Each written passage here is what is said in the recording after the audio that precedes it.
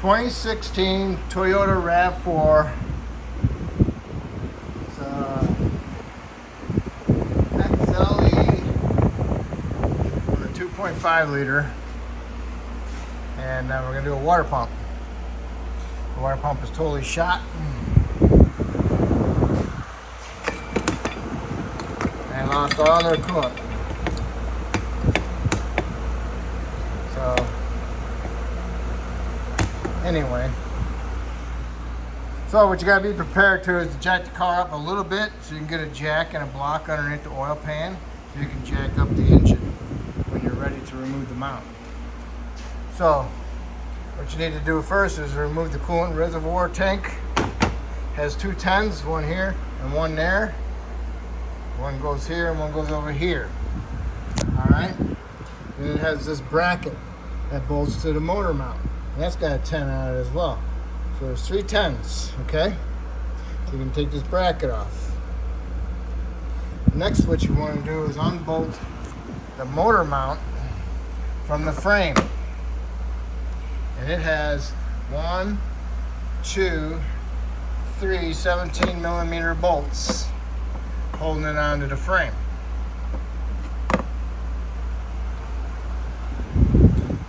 And it also has this that bolts up to the frame as well.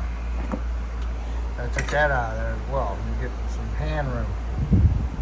That has two 17s on it as well. 1, 2. Okay. And these are the mount bolt holes with the one that goes to the side of the body. Right there. There's a hole. You get to it at an angle. And then I went down below, jacked up the engine, because I got the ones off the frame, off the body, bolts out. So that allows my jack, the engine to come up, and my mount is free. So then I removed the bolt that goes down through here, and the stud actually, and it has a nut. So what I did was I put my wrench on here underneath. It was a 14, and I loosened it up with a pry bar, got it broke loose, and I removed it. It looks like that.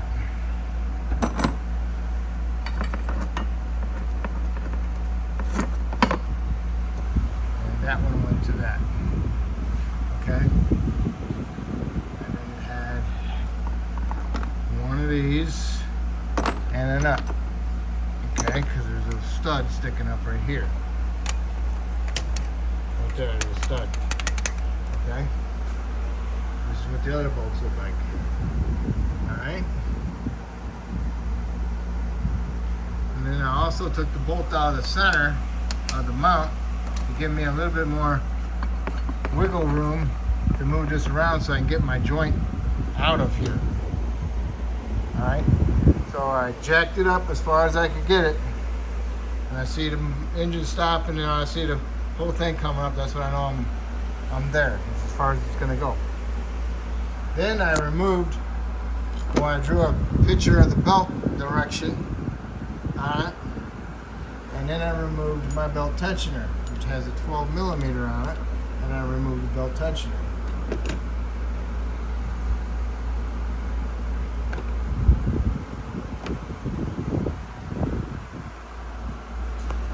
Then I went down below and I broke loose all my 12 millimeter bolts on the water pump. I used a long 1/4 inch ratchet,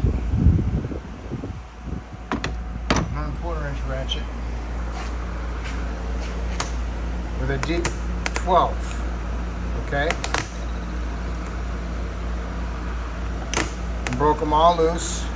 And then I could use my 1/4 inch electric ratchet with a 12 millimeter swivel on it. And then I can get to access to most of them to at least get them halfway undone. The ones down there by the body of the frame body, you don't want to do it too much because you won't be able to get your ratchet out. So you just, alright, so then you have to get your fingers down there and loosen them. Sits up in there kind of like that, so to get access to this one. You can see that one. This one's the hard one to get to, but you still can get your hand in there and take them out, okay? So there's 1, 2, 3, 4, 5, 6, 7 bolts on the water pump, and they're 12 millimeter heads. We got them all out, and the pump will come off, okay? And then the pump comes right out of there. And now you can do is clean up the surface for the water pump, and then get your new pump ready to go in there. Hopefully you use the Brillo Pad cookies, okay, for your die grinder.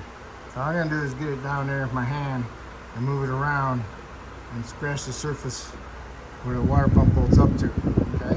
And I'll also spray with some brake clean, and it'll help remove the gasket material from the tin gasket. All right, I got my surface nice and clean. Made out some brake clean, wiped it off with my rag. Now I can prep my water pump. Water pump uses a gasket on this particular one. Put a light film with silicone sealer on there, the gray. I like the gray the best. Better than the rest. All right, so now I'll put my gasket on there, and then I'll go around and put a light film of silicone sealer on there as well. And I press it on with my finger and rub it all around, okay? I don't put a big old glob on it. Okay, my water pump is all prepped. Now I'll go ahead and stick it down in there, and I'll have a couple bolts ready, and I'll get them started. And I'll get them all started, and then I can screw them in, thread them in there, snug them all up, and then I have to torque them. Okay, I got all 7 bolts started by hand. Get them threaded a couple times, and then I got my 1/4 inch electric ratchet with my 12 millimeter impact swivel down in there. I snugged them all up. So now I'll go around and finish them up and tighten them. Okay, the torque is 15 foot-pounds. I went around 2 times to make sure they're all tight. Okay, so now I can go ahead and put my belt tensioner in there. And on the back side of the belt tensioner, there's a dowel, so that needs to go into a dowel hole. Okay, when you're snugging up your bolt. All right, so you want to tighten that one to probably 15 foot-pounds also, maybe 20. Who knows? I have to look it up. Belt tensioner is on there, and the bolt torque is 15 foot-pounds. Next, go ahead and put your serpentine belt in there, and then you use a socket on a ratchet to release your belt tension right here. Okay, it goes right on there. You get your hand down there and put it on it, okay?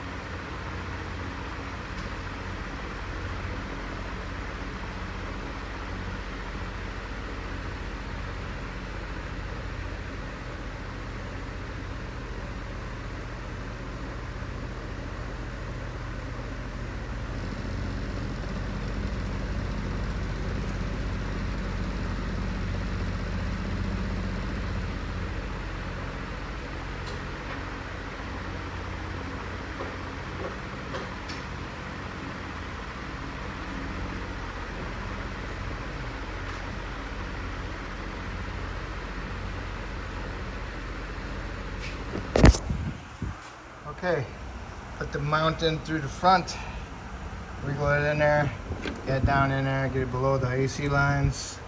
Got all my bolts started and all my nuts started. Now I can go ahead and jack my engine up to match it a little bit. And now I can go ahead and tighten all my bolts and nuts. Okay, got all my motor mount, front engine mounts, bolts, nuts tight. Even that one from underneath with my ratchet wrench. Okay, don't forget about the little bracket with the 10 millimeter, goes right there. And now I can go ahead and put our reservoir tank back over the top. And it uses the 2 10s, one here and one there. And all my bolts, I put ACs on them if it's a specific spot that needs it, okay? So I'm almost done. And then when I get this reservoir bolt on it, I can start filling up with coolant and I can start it up and let it run a little bit. Okay, now that you got everything together, you put coolant in it, start it up, let it run. Make sure it gets good and hot. And make sure you got heat. If it has no heat, then you have to rev it up a little bit, you know, and you get the coolant to circulate through the heater core and through the whole block. I didn't have any problems with it getting any air pockets. So everything turned out good. So put my coolant in there, topped it off, tightened it up, took it for right around the block, and let it sit for over an hour or 2. And that's how it is. So it's all set. So hopefully I helped you out this video. Hopefully you can help me out by subscribing to me. And I just wanted to thank you. Thank you.